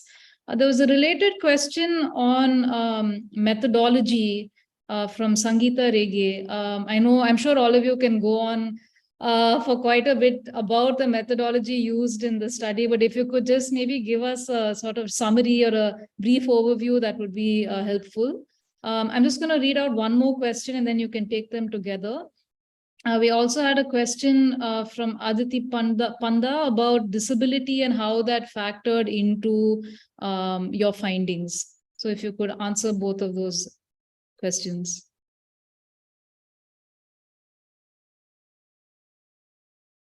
So let me start on the disability question. Hi, Aditi, nice to see you here. We really tried to get women with disabilities. So at that point, we were not looking young women, older women, and so on. But the 3 women that we did identify as women with disabilities in our survivor interviews, only one of them explicitly, only one of them was relevant, and it was relevant in where she found her shelter finally. The other 2 barely mentioned it in the course of their narrative, and the people who carried out the research were not able to ascertain even exactly what their disability was. There was just a passing allusion. So this is something interesting as well, and perhaps the same sort of study should be carried out in a more intensive way, because you are absolutely correct. The problem of getting help and the problem of leaving would be that much more complicated for women with disabilities. Not to mention all of the problems and all of the minefields that await them in care institutions. So that I just wanted to, the methodology I will leave to my colleagues to answer. Yeah, but I also want to come in on the disability question because we did do quite a lot of interviews with disabled women in West Bengal. What is very clear, at least in West Bengal, there is less of abandonment. So the natal family looks after the disabled girl. She is not given a proper status within the family. She's always made to feel grateful that she's being taken care of by the brothers, etc. But they are not thrown out or abandoned. Having said that, disabled women who get married do face violence like other women, but sometimes their disability becomes the central point. You know, the verbal abuse that is directed towards women in general becomes even more in case of disabled women. If the husbands are having to help with the domestic work, then the verbal abuse escalates in certain ways. So that is where it becomes more difficult. The other form of domestic abuse against disabled women would be women with deafness and women with intellectual disabilities who are probably sexually abused and then forced to undergo abortions, sometimes very covertly, which has an impact on their physical and mental health. And this kind of abuse is not really documented. Thank you, Nandini. Would anyone like to come in on the methodology question? I know, again, this could be something that takes quite a bit of time to answer. Or if you would rather say, you can read more about it, that's also fine. Maybe I can just briefly say. Sure, Girija. Okay, so as you now know, by now you have understood that basically this study seeks to understand what the survivors do in the context of domestic violence. And we look at it from a situated feminist legal perspective. So the focus is not so much on the domestic violence itself, but rather than what do the survivors do, what do they think about it. And this situated feminist legal perspective, so this approach, typically privileges women's experiences and narratives of domestic violence, and as well as their articulations of rights, justice. And at the same time, we recognize the intersecting local and national social, economic, and political context in which these women and their families, communities are located. So that's the overall kind of approach to the study. Our research team members, actually Saili and Kranti, are also here. So perhaps they can add some of their experiences of actually conducting the research. Because as I mentioned, we had to take ethical clearances from our ethics committees from various organizations. And also we were very clear that protection of our, the well-being of our respondents was the top priority. So in any case, if the respondent, like the domestic violence survivors, had a change of mind, and then we followed the whole process of fixing the interviews, etc. But at any point, if they thought that they didn't want to do the interview, we had to respect that. And there were cases for all the 3 states where we had to kind of abandon some of the respondents because they did not want it. So it was very clear to us that that was the top priority. Perhaps others can add. And typically the interviews in our case were, as Preeti mentioned, the survivors especially, we got the respondents through the local organizations at all the sites. So we did not contact them directly, but we went through the local organizations, or say local contacts, individuals who have been working at those places related to these issues. Yeah, it is similar in Tamil Nadu also. We went through the referrals like say advocates, even the police people, and even the survivors referring another survivor. So that also happened, so community people, priest, Jamaat. So these are the people who are also refer the survivors. And as Girija said, it's depending upon the well-being of the survivor also. So I remember I and my colleague traveled long way, into the village and went. She accepted to be interviewed, but then when we went there and she said she can't do that, then we said, okay, so that is also taken to consideration. And many of the survivors, we take the safety into the concern.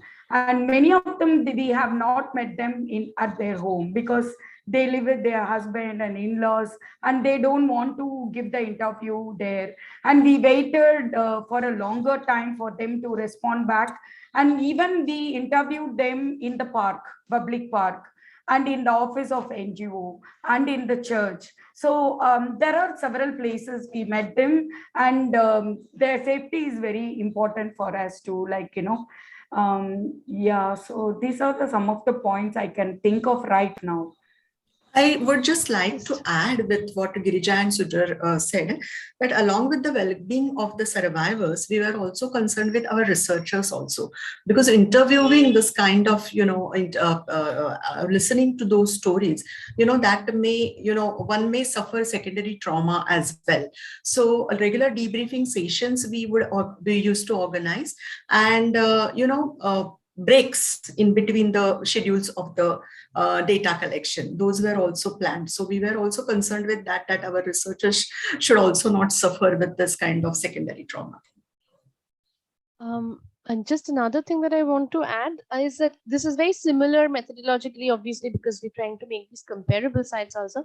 But we were also struck by how many of these women would actually want to be named. And so we had the reverse thing of telling a lot of these women that, oh, this is going to be anonymized, and they being like, no, we want our stories to be told with our names and our faces. So we actually had, especially in the semi-rural side, we had quite a few women who were actually who actually looked at us as vehicles to bring their stories out, and that for us was a very, very important learning.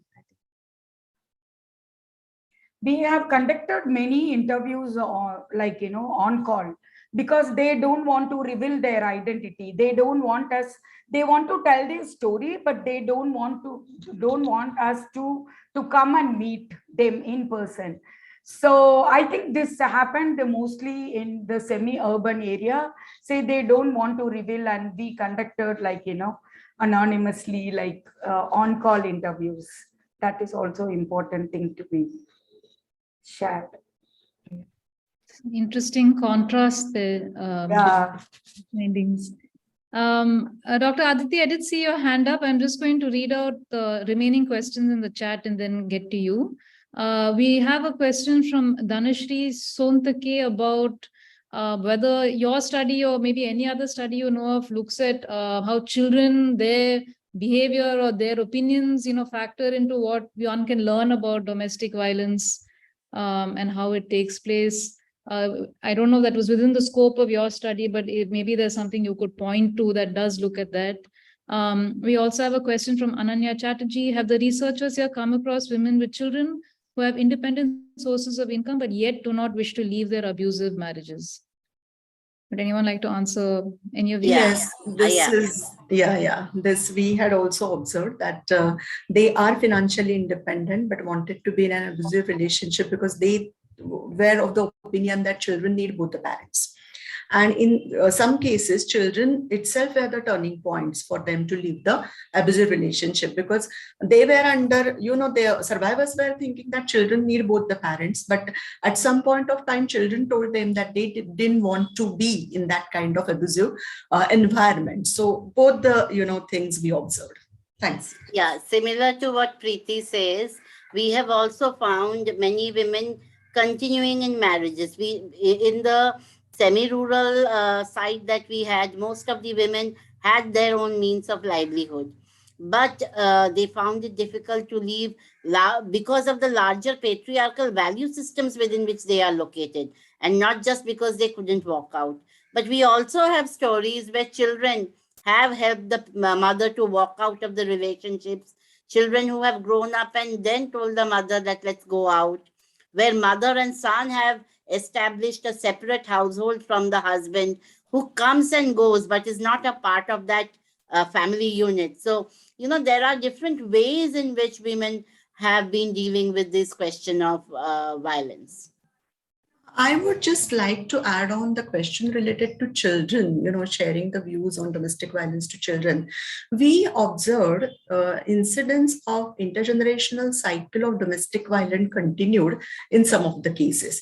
The perpetrators in these survival stories, they were raised in the abusive kind of environment where they saw, their father or male members in their family, the way they were treating the women in their household.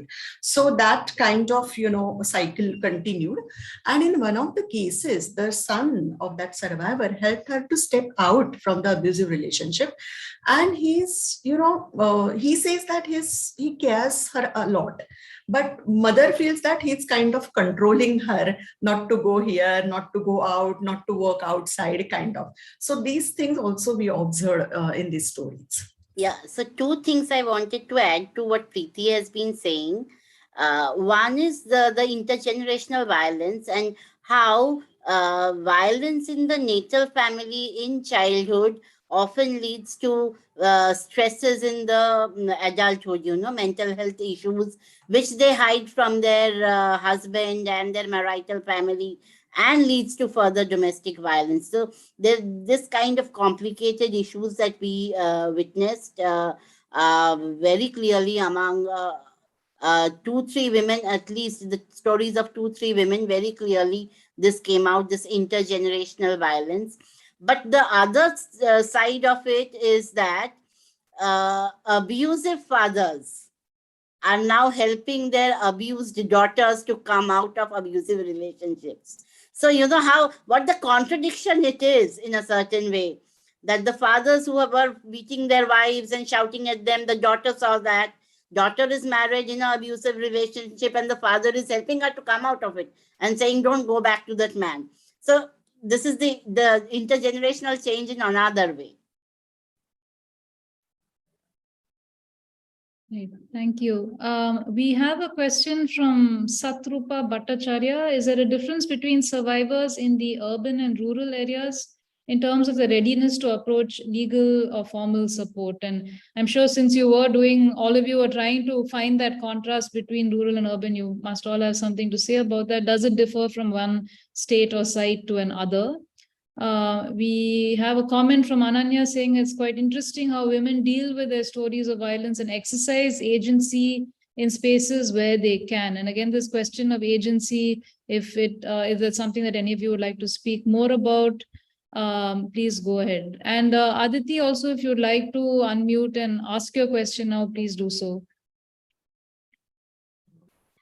Good evening, all. I'm sorry for my bad throat. I've got a very bad throat infection. But to all the researchers, I just want to ask one question. We are talking about gender violence, domestic violence. Obviously, the perpetrators are the men. But was there even not a single case where the men also helped these girls to go access justice, or maybe a neighbor or maybe a brother or maybe some man in the family?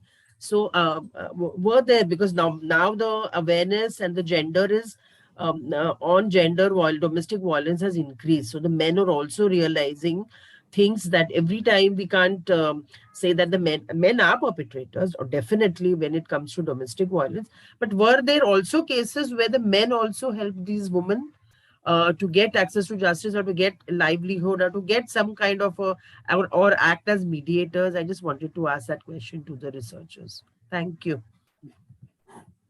So I think there were brothers-in-law, cousins, a lot of brothers-in-law, men married to sisters, actually, were very helpful. But the problem, I wanted to say this earlier as we were answering questions. One of the challenges with this study is that we've had in each state between 150 and 160 interviews gathered, and this goes back also partially to the methodology question, that we have recorded as answers to a survey, as well as field notes, as well as translated transcripts or transcripts in the original language. So with these 3 layers of data and 150 to 160 interviews, at one level, we have a lot more data than we can capture at this point today, which is why the documents are in process. But at the same time, when we talk about 20 survivor interviews in a district whose population probably tops 1 million, then what is it that we are actually able to say? And at what point do we overstate and overgeneralize based on, for example, in our case, 3 interviews with women with disabilities in a state of 60 to 70 million people? So I want to strike that note of caution that all of the things that we are saying have to be placed in that context, I think. So for example, were there no men? Or there's a question in here about mothers and mothers-in-law providing support. I think in our 60 survivor interviews, I recall 1, just 1, okay? So are there no mothers-in-law? No, there is 1. But 1 mother-in-law out of 60 and 60 out of possibly tens of millions of women. So I am still struggling with how much we can say about each of our contexts, and where a project like this allows us to make some definitive statements, but it also raises a lot of questions. For us, for example, in Tamil Nadu, it raises a lot of questions about the impact of the progressive movements in the state. And I think this would be similar in Maharashtra, which has had a similar history with the backward caste movements, Phule, Ambedkar. So what is the impact that they have had on eliminating some intersectionalities, but reinforcing patriarchy at every turn? And I don't have an answer. I'm kind of answering your questions by pointing out that there are more questions. But I think that for each of the questions that you have put in the chat, one of the concerns that I have is how much can we generalize from this pool of data? And I wanted to flag that. I just want to add to, I think what Swarna says is very important. And I think this is a discussion which actually has to happen a bit more. This is something that we started talking about, is questions around allyship. And like Swarna said, we don't have any significant, apart from brothers and brothers-in-law emerging as support, in some cases fathers, but none of this suggests a pattern. But one thing which we found is interesting, and this is a process document we're still listening to and making sense of, is a long 2-day workshop we did with this NGO that we're talking about, the grassroots level, and how these women talked about allyship of the men in their lives. So in some cases, husbands, in many cases, brothers, in some cases, fathers. So for the survivors of domestic violence, they exited their, for these, this is 10 women, right? So again, placing the number in context, it's 10 women.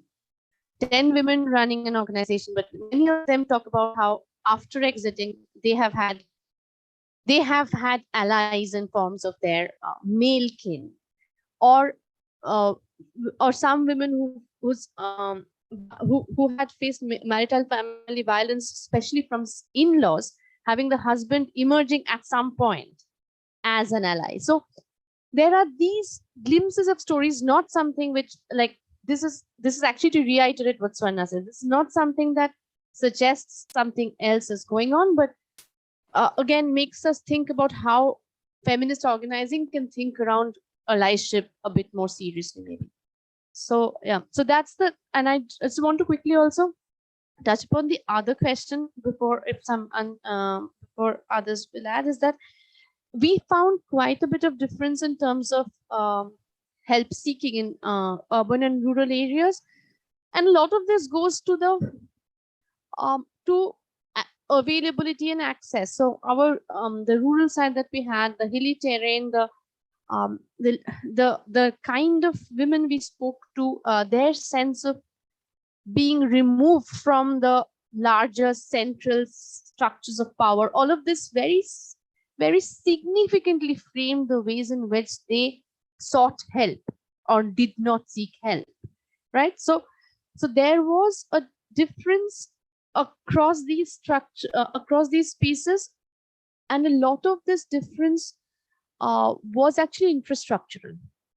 Having said that, there was also there wasn't a very stark difference in help seeking in urban and semi-urban sites that we went to, and there was a larger recognition among women that they have a right to a violence-free life. Now, this violence-free had a lot of degrees, right? So this what violence-free meant was very different for different women, but something which we didn't see in Darjeeling, where women thought that it was, and I think that was also came out in the other two studies, that this was a part of the deal. Violence was a part of the deal. As long as you have the right to, as long as you're alive, you don't need to complain. So that I just wanted to add that. Put that up. I just want to add to the question related to whether men helped to the survivor women.